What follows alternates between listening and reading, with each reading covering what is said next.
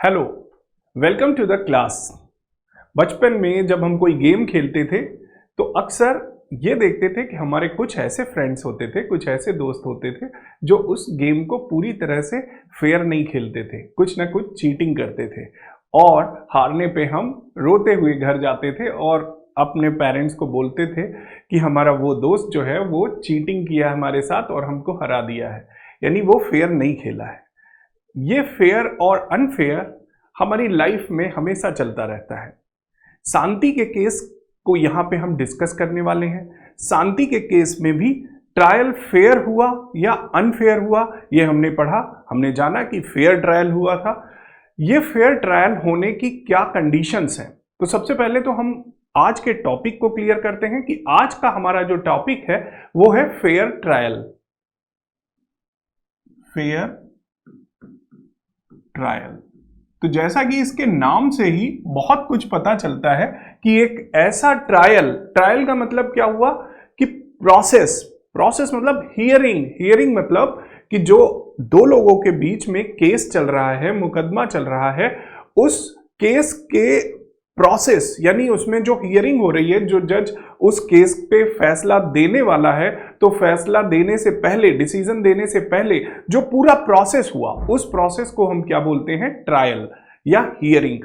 तो ट्रायल में कितना फेयर डिसीजन लिया गया या पूरा ट्रायल, पूरा प्रोसेस कितना फेयर तरीके से हुआ, ये कुछ कंडीशंस हैं। अगर वो कंडीशंस एप्लीकेबल हुई हैं, अगर वो कंडीशंस फुलफिल हुई हैं, तो कहलाएगा फेयर ट्रायल। अदरवाइज ये एक अनफेयर ट्रायल होगा। तो हम ये जानने की कोशिश करेंगे कि एक फेयर ट्रायल होने के लिए क्या कंडीशंस फुलफिल होनी चाहिए।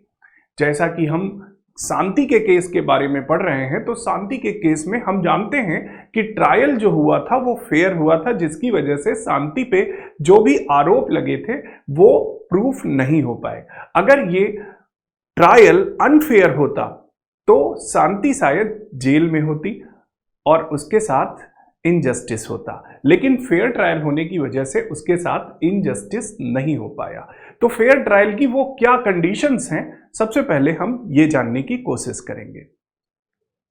तो जो सबसे पहली कंडीशन है कि जो हियरिंग है, जो जज डिसीजन दे रहा है, जो कोर्ट रूम है, वो एक ओपन कोर्ट रूम होना चाहिए।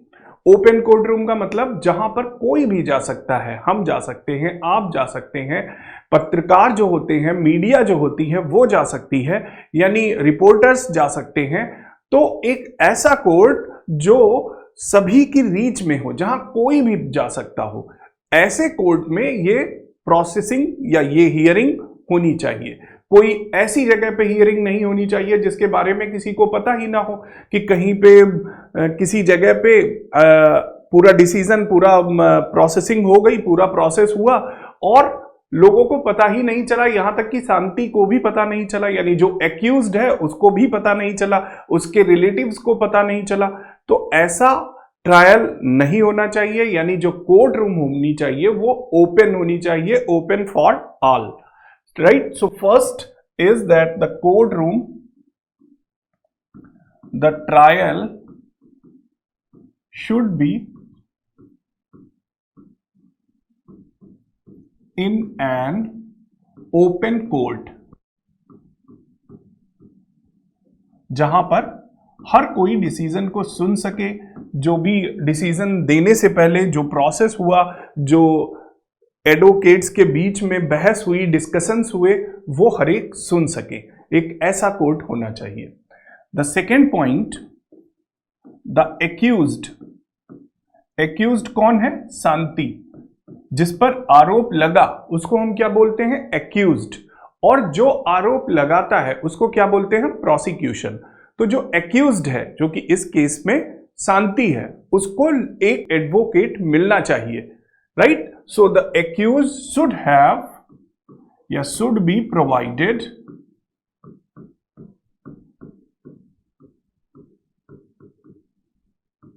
a defense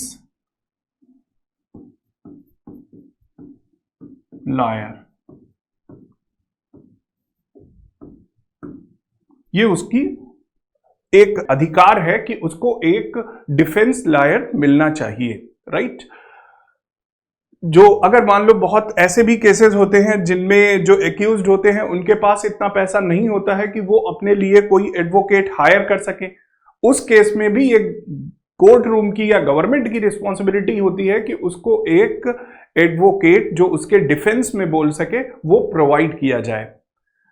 पॉइंट नंबर 3 जो कि बहुत ही इंपॉर्टेंट है कि जो भी चार्ज शीट है, चार्ज शीट का मतलब क्या है कि जैसे हमने आप पे जो आरोप लगाए हैं, मान लीजिए हमने आपके खिलाफ कोई रिपोर्ट की है, पुलिस में गए हमने आपके खिलाफ कोई रिपोर्ट की है, तो उस रिपोर्ट में हमने आप पे क्या आरोप लगाए हैं, हमने कौन से एविडेंसेस दिए हैं, हमने कौन से विटनेस दिए हैं, वो सब जानने का अधिकार एक्यूज को होता है, right. So the charge sheet copy and evidences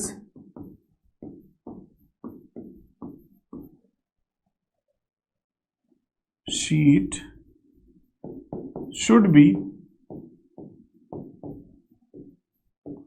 given to accused.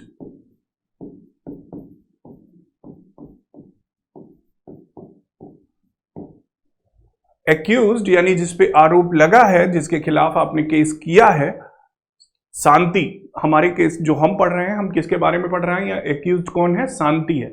तो शांति को ये पूरी अथॉरिटी है, ये पूरा अधिकार है कि वो पुलिस से कहे या जिस भी स्टेशन पे, पुलिस स्टेशन पे उसके खिलाफ कंप्लेंट की गई है, वो वहां से वो चार्ज शीट मांग सके, जिस चार्ज शीट में ये लिखा हो कि उसके खिलाफ क्या आरोप लगाए गए हैं, उसके खिलाफ कौन विटनेस है, यानी कौन उसके खिलाफ गवाही दे रहा है, और ऐसे कौन से एविडेंसेस हैं जो उसके खिलाफ यूज किए जाने वाले हैं, यानी जो ये प्रूव करेंगे कि वो एक्यूज्ड है, राइट। तो ये जानने का उसका पूरा अधिकार है, और अगर ये अधिकार मिलता है तो ये एक फेयर ट्रायल होगा। अगर चार्जशीट की कॉपी उसको नहीं मिलती है तो ये अनफेयर ट्रायल होगा। तो ये भी एक कंडीशन है कि वो चार्जशीट की कॉपी उसको मिलनी चाहिए।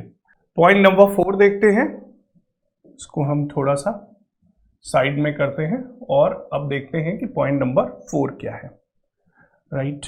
सो पॉइंट नंबर 4, जो एक्यूज्ड का लायर होता है उसको ये राइट मिलना चाहिए कि वो प्रोसिक्यूशन के विटनेस को क्रॉस एग्जामिन कर सके, यानी जिसने आरोप लगाया है वो जिन विटनेस को प्रेजेंट कर रहा है, वो एक्यूज्ड यानी जिस पर आरोप लगाया है उसका लॉयर, उसका जो एडवोकेट है, वो उस विटनेस से क्रॉस एग्जामिन कर सके, क्वेश्चंस पूछ सके और ये जान सके कि वो कितना सच या झूठ बोल रहा है। तो ये राइट एक्यूज्ड के एडवोकेट के पास होना चाहिए। तो पॉइंट नंबर 4 है, the accused lawyer should have the right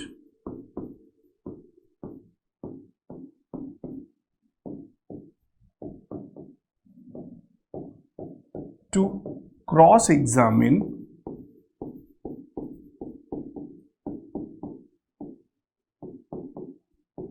the defense या the prosecution's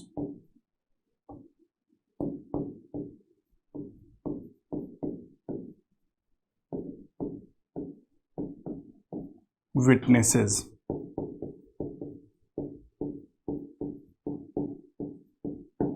जो प्रोसिक्यूशंस के विटनेसेस हैं, जो गवाही दे रहे हैं, उनसे क्रॉस एग्जामिन करने की राइट डिफेंस लॉयर जो है उसके पास होनी चाहिए, right.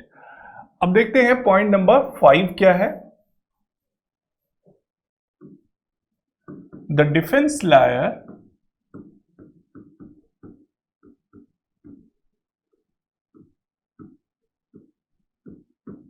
can present witness for accused। What does it means?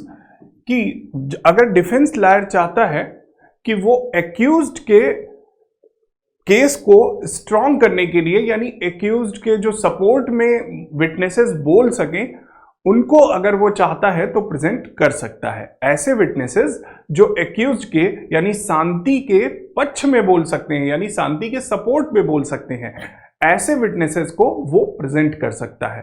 Right, शांति हम जानते हैं, पिछले लेक्चर्स में पढ़ चुके हैं, शांति कौन है? एक्यूज्ड है। राइट, तो ये पॉइंट नंबर 5 है। फिर पॉइंट नंबर 6 है, the relatives of accused can be presented into the courtroom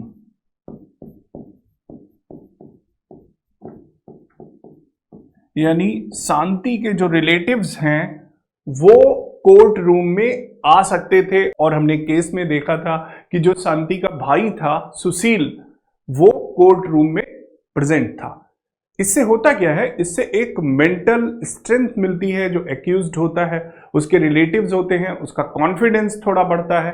right, और अगर कोई भी उसके सपोर्ट में ना हो तो उसका कॉन्फिडेंस भी गिरता है। वो अपनी बात को उतनी दमदार तरीके से, या हम कहें उतने ज्यादा मुखर तरीके से नहीं रख पाएगा। अगर उसके रिलेटिव्स, उसका ब्रदर जैसे कि सुशील वहां पे था, तो उसको वो मॉरल बूस्टिंग मिलती है एक तरह की। तो ये अगर उसके रिलेटिव्स को अलाउड ना किया जाए कि नहीं प्रेजेंट हो सकता है कोर्ट रूम में, तो वो एक अनफेयर ट्रायल होगा। और अगर उसको अलाउ किया जाता है कि उसके रिलेटिव्स प्रेजेंट हो सकते हैं कोर्ट रूम में, तो ये एक फेयर ट्रायल होगा। So this was point number 6।